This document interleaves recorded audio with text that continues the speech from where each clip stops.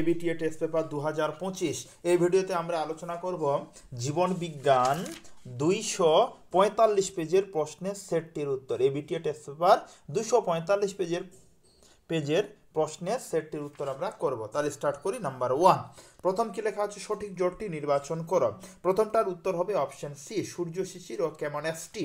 Number হলো 2 এর উত্তর তোমরা সবাই লিখবে অপশন সি। 3 নাম্বার, 3 এর উত্তর হবে অপশন এ। নাম্বার 4 এর উত্তর হবে অপশন এ। নাম্বার 5 এর উত্তর হবে অপশন সি। নাম্বার 6 এর উত্তর হবে অপশন এ।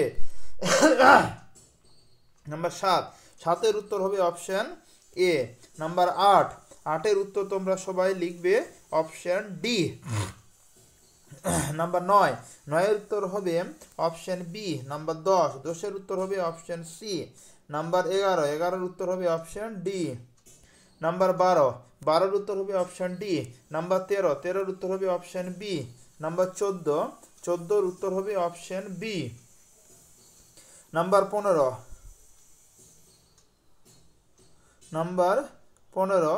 15 এর উত্তর হবে 16 হবে কোনটি নয়, 15 হবে বি। 15 কত বললাম? বি হবে। রেডি? এবার আমরা 2 এর 1 ক্লিয়ার। তারা শূন্য স্থানে বলেছে কি নিচের বাক্যগুলি শূন্য স্থানগুলিতে উপযুক্ত শব্দ বসাও, যে কোনো 5টি। 2 এর 1, একজন শিক্ষার্থী শ্রেণীকক্ষে প্রশ্নে উত্তর দেওয়ার সময় তার ডান হাতটি তুলল। এখানে তার যে পেশি সক্রিয় হলো সেটি হলো ড্যাশ। উত্তর, এটা উত্তর হবে স্ট্রয়েড পেশি। ক্লিয়ার? তারপরে নাম্বার 2 নম্বর প্রশ্ন, আমি টেস্ট পেপার থেকে প্রশ্ন পড়ছি আর উত্তর তোমাদের বলছি। আচ্ছা, 2 নাম্বার, 2 এর প্রশ্ন হলো বলেছে যে স্টেম বডি ও ইন্টারজোনাল তন্তু দেখা যায় কোষ বিভাজনের ড্যাশ দশায়। অ্যান্সার হবে টেলোফেজ দশায়। এবার আমরা নাম্বার 3 নাম্বার প্রশ্নের সমাধান করব। 3 নাম্বার প্রশ্ন কি লেখা আছে? মাতা তার পুত্র ও কন্যা সন্তান উভয়কে ড্যাশ প্রকৃতির গ্যামেট প্রদান করে, এক্স ক্রোমোজোম যুক্ত গ্যামেট প্রদান করে। তারপরে হলো 4 নাম্বার, শব্দ দূষণের ফলে কানের ড্যাশ অংশ সবচেয়ে বেশি ক্ষতিগ্রস্ত হয়। অ্যান্সার হবে অভ্যন্তরীণ অংশ। এবার নাম্বার 5, ফাইটোক্ল্যাড দেখা যায় ড্যাশ উদ্ভিদে। অ্যান্সার হবে সরল জল সংকট পূর্ণ অঞ্চলের উদ্ভিদে। নাম্বার 6, পশ্চিমবঙ্গের ন্যাশনাল পার্কে রেড পান্ডা সংরক্ষণ করা হয়। অ্যান্সার হবে 6 নাম্বার, ভ্যালি জাতীয় উদ্যান, নাওয়া ভ্যালি জাতীয় উদ্যানে রেড পান্ডা সংরক্ষণ করা হয়। এবার আমরা সত্য মিথ্যা প্রশ্নের সমাধান করব।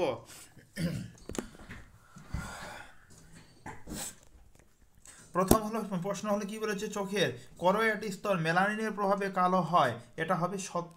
নাম্বার 2 এর 8, হেটেরোক্রোমাটিন সক্রিয় জিন বহন করে, এটা হবে মিথ্যা। তারপরে নাম্বার 9 এর হবে সত্য, তোমরা সত্য লিখবে। 10 এর হবে সত্য। 2 এর 11 হবে মিথ্যা। 2 এর 12 হবে সত্য। এবার আমরা 2 এর 13 নাম্বার, মানে যে তোমাদের বইতে বের করো 247 পেজের, বের করলে বুঝতে পারবে যে ছক আছে ক স্তম্ভ এবং খ স্তম্ভ, সেটির উত্তর করছি। তাহলে প্রথম যেটা আছে সেটার উত্তর হবে কেমোট্যাকটিক চলন। এবার 2 এর 14 উত্তর হবে ব্যায়ামতন্তু গঠন। 2 এর 15 উত্তর হবে বর্ণহীন। 2 এর 16 উত্তর হবে গিনিপিগের কালো রঙের লম। নাম্বার 17 উত্তর হবে নিষ্ক্রিয় অঙ্গ। নাম্বার 18 হবে মটরের কুঞ্চিত বীজ। নাম্বার 19 হবে সোয়ান কোষ। নাম্বার 19 কি বললাম? সোয়ান কোষ। এবার হলো 20 নাম্বার, 2 এর 20 বলেছে নিচে 4টি বিষয়ের মধ্যে 3টি একটি বিষয়ের অন্তর্গত, সে বিষয়টি খুঁজে বার করে লেখো। অ্যান্সার হবে 20। নিচে 4টি বিষয়ের মধ্যে 3টি একই বিষয়ের অন্তর্গত, সে বিষয় বার করে লেখো। অ্যান্সার JFM বাদে, এটা ভুল উত্তর লেখা আছে। JFM বাদে যে 3টি আছে, যেমন প্রথম হলো বোটানিক্যাল গার্ডেন, সংরক্ষিত বন, জীববৈচিত্র্য সংরক্ষণ, এই 3টা হবে এখানে। তারপরে 2 এর 21 মানব বিকাশের কোন দশায় উপচিতি ও অপচিতি বিপাকের হার সমান হয়? অ্যান্সার হবে যৌবন দশায়। এবার 2-22, ঘোড়ার যে জীবাশ্মের পেশক দাঁত লম্বা ক্রাউনযুক্ত এবং পশ্চাৎপদে 3টি আঙ্গুলের মাঝে আঙ্গুলটি ছিল খুরযুক্ত, সেই জীবাশ্মের নাম ও যুগ লেখ। খুরযুক্ত নাম হলো মেসোহিপ্পাস। এই জীবাশ্মটি এডিওসিন যুগের। এবার আমরা 2-23 নাম্বার করব। অ্যালার্জেনের প্রভাবে কোন রোগ হয়? অ্যান্সার, কিছু অ্যালার্জেনের প্রভাবে মানুষের মেজাজ পরিবর্তন হতে পারে। অ্যালার্জি যেমন শ্বাসকষ্ট, চুলকানি, চোখে জল ও ব্যথা সৃষ্টি করতে পারে। এবার আমরা 2-24 প্রশ্ন আছে মটর গাছের শুটি সংক্রান্ত প্রকট ও প্রচ্ছন্ন বৈশিষ্ট্য লেখ। তাহলে দেখো প্রকট বৈশিষ্ট্য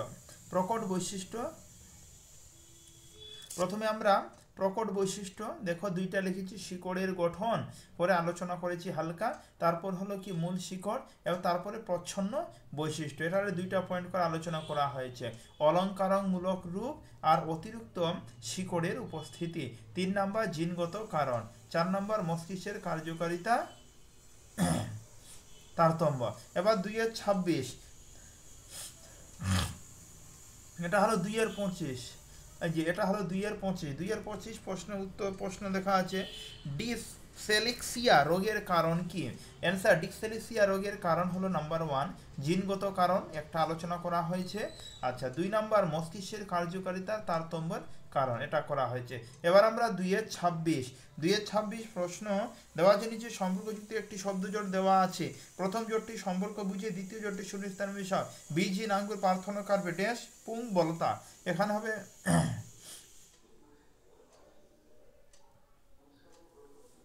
পুং বলতা, তাহলে এখানে হবে স্ত্রী বলতা। এটা কিন্তু এখানে ভুল দেওয়া আছে, পার্থনকার্পি হবে না, এটা হবে স্ত্রী বলতা হবে এখানে। এবার বিভাগ গ এর 3-1 নাম্বার প্রশ্নের সমাধান করব, 2 মার্কের 248 পেজ। প্রথম প্রশ্ন আছে, গাদা গাছগুলি লম্বায় বড় হচ্ছে, মাথাটা একটু কেটে দিলে গাছটার চারিদিকে আরও শাখা প্রশাখা তৈরি হয় কেন? অ্যান্সার, এপিকাম ডোসিনেন্স। গাছের শীর্ষের বৃদ্ধি সাধারণত প্রধান শাখা বা শীর্ষ শাখা দ্বারা নিয়ন্ত্রিত হয় এবং এটি মূলত সেই শাখার বৃদ্ধি বজায় রাখতে সহায়ক। এবার নাম্বার 3-2, তুমি হঠাৎ করে গরম বস্তু স্পর্শ করে হাতটিকে সরিয়ে নিলে, এই প্রতিবর্তন সম্পর্কিত স্নায়ু পদ্ধতি শব্দচিত্রের সাহায্যে দেখাও। দেখো, শব্দচিত্রের সাহায্যে প্রথমে প্রচেষ্টা হবে, তারপর সেন্সরি নিউরনের কাজ হবে। ক্লিয়ার? এবার আমরা 3 নাম্বার করব। বিশ্রামরত একটি প্রাণী গমনে উদ্যত হল, এর সম্ভাব্য 4টি কারণ উল্লেখ করো। নাম্বার 1, খাদ্য অনুসন্ধান। যদি প্রাণীটি ক্ষুধার্ত হয় তবে এটি খাদ্য খোঁজার জন্য স্থান পরিবর্তন করতে পারে। নাম্বার 2, পানির প্রয়োজন। পানির অভাবে প্রাণীটি ক্ষুধার্ত হয় তবে এটি খাদ্য খোঁজার জন্য স্থান পরিবর্তন করতে পারে।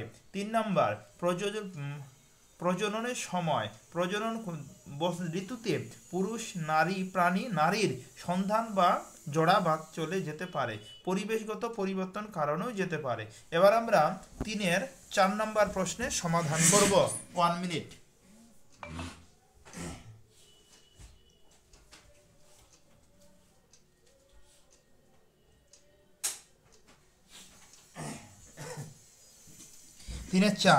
তিনের চার প্রশ্ন কি লেখা আছে, কৃষিকাজে ও উদ্যানবিদ্যায় কৃত্রিম হরমোনের 2টি ব্যবহারিক প্রয়োগ লেখো।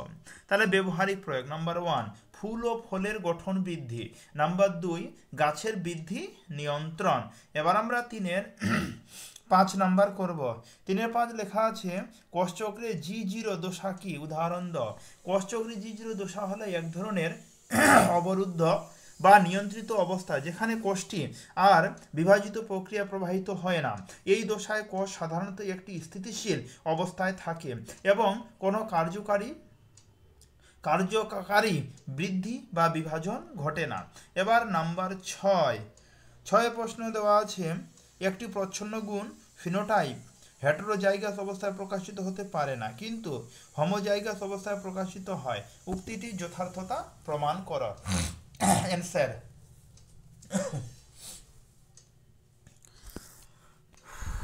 হেটেরোগেমাসিস অবস্থান, যদি একটি গুণের জন্য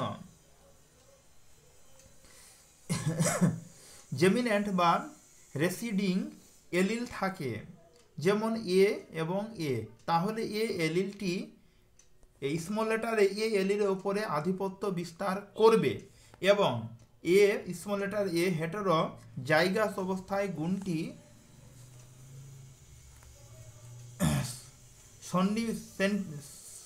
সেন্টিমেন্ট ভাবে প্রকাশিত হবে। এটা বানার সন্ধিবদ্ধভাবে প্রকাশিত হবে, এটা হবে। ফলে রেসিডিও গুণটি হেটেরোজাইগাস অবস্থায় প্রকাশিত হয় না। তারপরে 2-7 প্রশ্ন লেখা আছে, একজন স্বাভাবিক পুরুষ ও হিমোফিলিয়া রোগগ্রস্ত মহিলার সন্তানদের হিমোফিলিয়া হওয়ার সম্ভাবনা কি? হিমোফিলিয়া হলো একটি এক্স লিঙ্গ রেসিডিং রোগ, যার মানে এটি এক্স ক্রোমোজোম অবস্থায় করে এবং সাধারণত পুরুষদের একমাত্র এক্স ক্রোমোজোম থাকে, মহিলাদের দুটি এক্স ক্রোমোজোম থাকে। তাই তারা যদি শুধুমাত্র একটিতে রেসিডিং এলিল বহন করে তবে তারা সাধারণভাবে সুস্থ থাকে। এবার 3-8 নম্বর প্রশ্নের উত্তর এই যে এখানে দেওয়া হয়েছে, তোমরা দেখে দেখে লিখে নাও। 3-8। তারপরে দেখো এই যে 3-9 নম্বর প্রশ্ন, এখান থেকে একদম এই অবধি। তারপরে 3-10, এই যে লক্ষ্য করো এখানে যে কারণ। 3-10 প্রশ্ন কি লেখা আছে? 3-10, ইউট্রিফিকেশন জলজ প্রাণীর মৃত্যু ঘটে, কারণ ব্যাখ্যা করো। তাহলে এটা হবে এখান থেকে এই অবধি। তারপর হলো কি এই অবধি 3-11, এই যে 3-11 এখান থেকে এই অবধি উত্তর। তারপরে 3-12 প্রশ্নে উত্তর দেওয়া হয়েছে এখান থেকে একদম এই অবধি। তারপরে 3-13 তোমরা দেখে দেখে লিখে নাও। তারপরে দেখো এই যে 3-14 নম্বর প্রশ্নের উত্তর দেওয়া হয়েছে। তারপরে এই যে 15 নম্বর প্রশ্নের উত্তর দেখে দেখে তোমরা লিখে নাও। তারপরে দেখো এই যে 3-16, তারপরে দেওয়া আছে 3-17, তাহলে 3-17 অবধি সম্পূর্ণ উত্তর দেওয়া আছে। 3-এর লাস্টের উত্তরটা কি ছিল? মানুষের ফুসফুসে ক্যান্সার উপসর্গগুলি লেখো। ফুসফুসে ক্যান্সার উপসর্গ দেখো, দীর্ঘস্থায়ী কাশি দীর্ঘ সময় ধরে স্থায়ী থাকে এবং ধীরে ধীরে তীব্র হতে পারে। বুক ব্যথা, শ্বাস নেওয়ার সময়, কাশি করার সময় বা হেসে বুকে ব্যথা অনুভূত হয়। তাহলে আমরা এই ভিডিওতে আলোচনা করলাম এবিটিএ টেস্ট পেপার 2025 এর 245 পেজের জীবন বিজ্ঞান প্রশ্নের সেটটির উত্তর আমরা করলাম।